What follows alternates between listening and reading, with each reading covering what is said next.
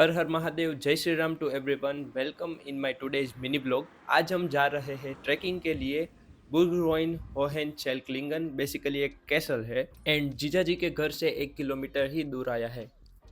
So hey everyone, welcome back to my channel. I am Tarang Kacharia and today is 29th March and I am at Chelklingen. आज Friday है and holiday के वजह से आज surrounding में people भी बहुत नहीं है।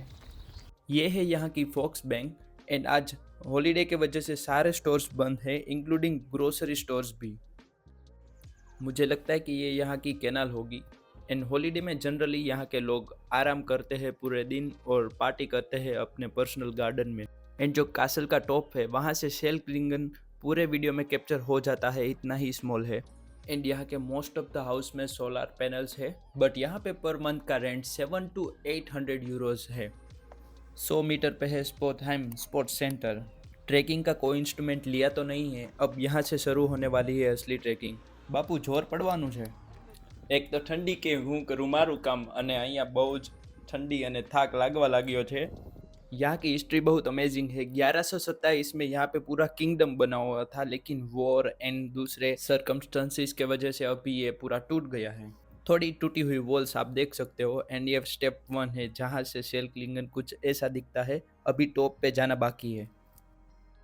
थोड़ा सा चढ़ने के बाद गर्मी होने लगी, अब तो जैकेट निकालना पड़ेगा। एंड मैंने देखा यहाँ पे साइकिलिंग करने के लिए आते हैं। यहाँ पे जो किंगडम था वो पूरा टूटने के बाद इन 19th सेंचुरी में लोगों की डिमांड के वजह से यहाँ पे एक सैंपल टावर बिल्ड कर दिया गया था। एंड नाइट में ये टावर है, उसके टॉप में एक लाइट रखी हुई है जो आप दूर से भी देख सकते हो। अभी तो मुझे हर दिन नया देखने को और सीखने को भी मिलता है तो साथ में एंजॉयमेंट भी कर लेता हूँ। धूप है इसलिए व्यू भी बहुत बढ़िया है। पहले तो मुझे लगा था कि हम सिर्फ 3 लोग ही है लेकिन यहाँ पे फैमिलीज भी आई हुई है। पहाड़ों के बीच में ये एरिया से स्टार्ट होता है पूरा गांव एंड यहाँ की फार्मिंग का तो मुझे पता नहीं, कुछ आइडिया नहीं है। एंड ये पहाड़ों के पीछे दूसरे गांव स्टार्ट हो जाते हैं एंड आई थिंक यहाँ पे तकरीबन 600 से 700 हाउसेस हो गए लेकिन सिटी की सारी फैसिलिटीज अवेलेबल है। एंड यहाँ पे पूरा शेल्कलिंगन। अब यहाँ से होकर हम टावर की ओर जा रहे हैं। ऐसे माउंटेन्स एरिया में शूटिंग का भी प्रॉब्लम रहता है। तो पहुंच गया फाइनली।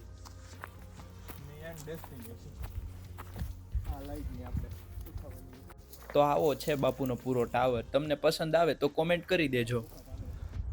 અને આ ટાવરની હિસ્ટ્રી આ જર્મનમાં લખેલી છે પણ થોડુંક મને પણ યાદ રહેતા નથી નામ। જીજુની કેપેસિટી પતી ગઈ છે અને થોડુંક શૂટિંગ કામ હાલી રહ્યું છે। જોઈ શકો છો આ ભાઈ અહીંયા જીજુનું શૂટિંગ કરે છે કઈ રીતે। હાલો એ નીચે જવાનું છે કહેતો તો ને હું તમને, જો આ લખોટાવ ટ્રેક્ટર આગે। હવે ફાઇનલી જીજાજીની છત્રછાયામાંથી વિદાય લેવાનો સમય આવી રહ્યો છે અને આ આવી ગઈ અમારી આરી ટ્રેન।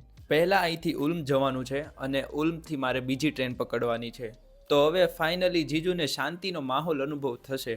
બાકી વધારે ખર્ચો આપણે કરાવ્યો નથી, જીજુ પાસે 500-600 યુરોનો જ કરાવ્યો છે। And my real journey is beginning from here.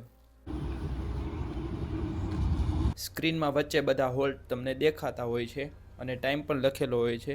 જીજુજી શાંતિથી હો બેસજો, આપણે હજી બહુ વાર છે। તો હવે મળીએ તમને ગાઈઝ નેક્સ્ટ વિડીયોમાં। અહીંયા સુધી વિડીયો જોવા બદલ જય મહાદેવ।